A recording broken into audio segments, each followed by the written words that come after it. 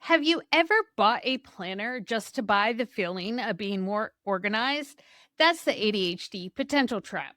I'm breaking down why our brains are addicted to the what if, the four financial masks we wear to fit in, and how to stop funding a fantasy self that's costing you thousands. Welcome to The Distracted Dollar, the podcast where we talk about money through the lens of ADHD, real life, and real struggles. I'm Vanessa, your ADHD money coach, and we're here to move from chaos to control. You know that feeling, right? You're scrolling and you see it. The perfect planner, the one with the gorgeous layout, the inspirational quotes, and the promise that this time you'll finally get your life together. Your heart does a little flip. You read the reviews, you imagine your neat color coded schedule, you click add to cart. That's the moment. That's the high. Here's the thing we all get wrong: the dopamine doesn't hit when you actually sit down and organize, it hits at checkout. It hits when you enter your card details and imagine the potential of who you could become with this thing. That glittering fantasy of organized, put together, in control version of yourself, that's the drug. The moment the package arrives, the high is already wearing off.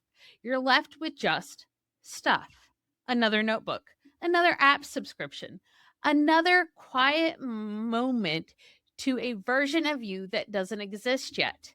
This isn't just about planners. It's about the gym clothes you bought for the early morning workouts you never start. It's the fantasy budgeting software that's supposed to magically make you a saver. It's the entire cart of organizational bins that were going to solve your clutter. You're not shopping for products. We're shopping for potential. And our ADHD brains are uniquely wired to get addicted to that what if feeling. This is the ADHD potential trap. And if we don't see it for what it is, it costs us thousands. So, why do we keep falling into this trap? A lot of the time, it's because we're just not buying a thing, we're buying an identity.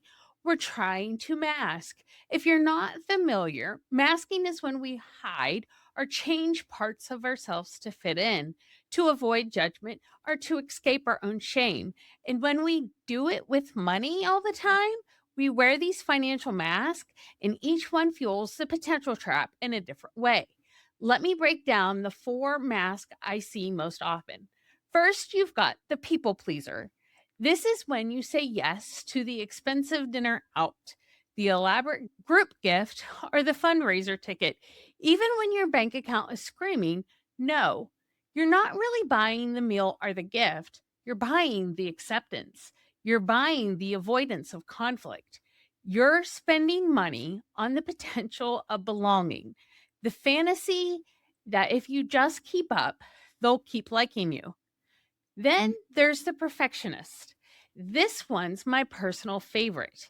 You can't possibly start budgeting until you have the right app, the perfect planner, the ideal flawless system. You'll spend hours tweaking spreadsheet formulas or researching the best method, but you never actually look at your spending. You're not buying a tool, you're buying the idea of control. You're purchasing the potential of a future where everything is perfectly orderly, and that fantasy feels so much safer than facing the messy reality of your bank statement. Mask number three is the impulse spender. This is the classic dopamine chase.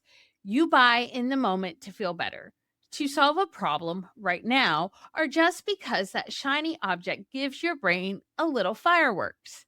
It could be a gadget, a cute top, a treat at the checkout line. Later, you're holding the thing and thinking, why did I even buy this? In that moment, you weren't buying an object.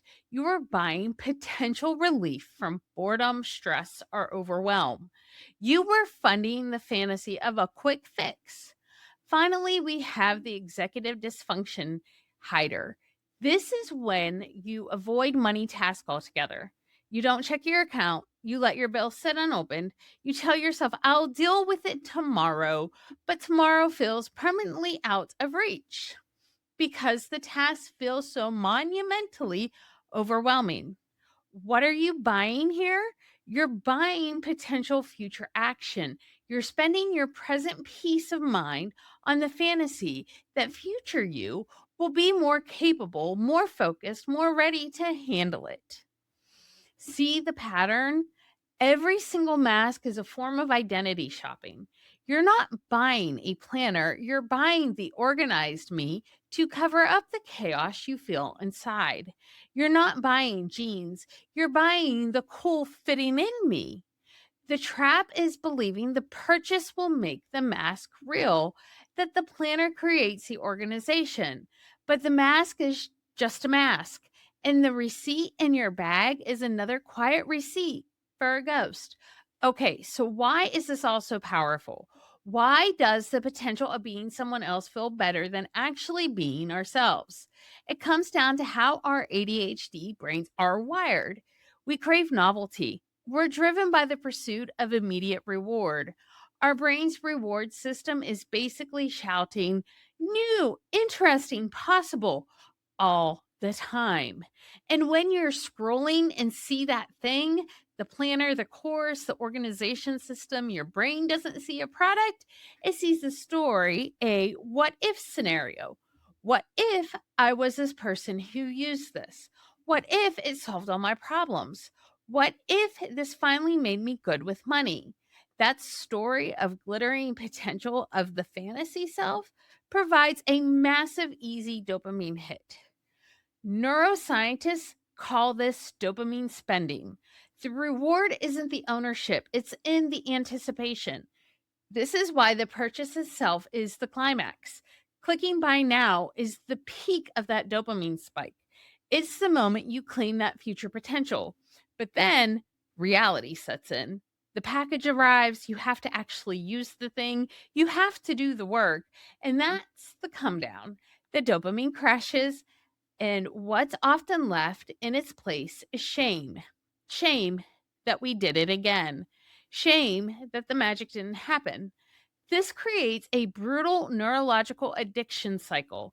You crave the feeling of potential, so you go buy something to capture it. You experience the crash when the item becomes just an item. The crash brings the shame, and to escape the shame, your brain starts to crave the potential again. It's a loop. We get addicted to the starting line. The promise of the race, because of our brains are desperate for that clean, exciting new beginning. This is where strategy, like a 24-hour screenshot pause, becomes a lifesaver. The rule is simple. When you feel that urge, take a screenshot of the item, put it in your maybe later album on your phone, walk away. If you still want it after 24 hours, you can reconsider. That breathing space lets the dopamine spike settle. It lets you separate the potential high from the actual item. Most of the time, the urge fizzles out because you were never really after the thing. You were after the story it told you about yourself.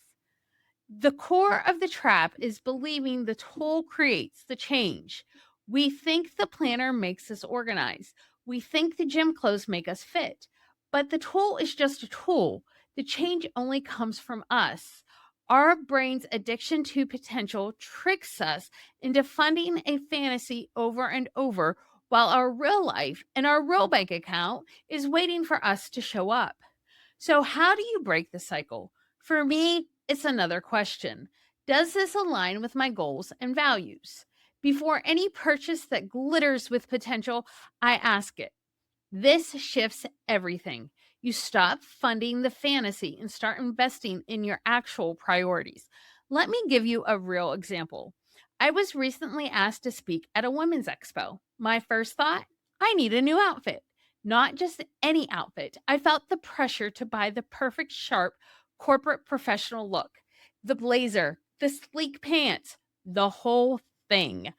My brain was selling me the fantasy. This will make you look like a serious business expert. But I asked the question, does this align with my goals and values? The answer was a clear no. I'm not in the corporate world. I'm an ADHD money coach, homeschool mom of four, and a cheerleading coach. My value is authentic connection, not fitting into a corporate box.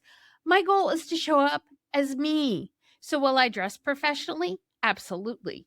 But I won't be shopping for a costume to play corporate Vanessa. I'll choose something that actually fits my life and my real identity. The question stopped me from funding and redirecting my money towards supporting who I actually am. 9 times out of 10, your gut already knows the answer is no.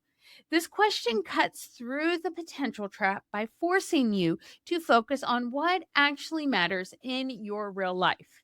It makes you shop for the life you're building, not for the one you're imagining. This shift changes your brain's reward system. You start to retrain it to crave the finish line, not just the starting gun. The dopamine you get from a real accomplishment, paying off a debt, sticking to a spending plan for a week, finally opening that bill, that dopamine's different. It's slower. It's smaller sometimes, but it's sustainable. It builds on itself.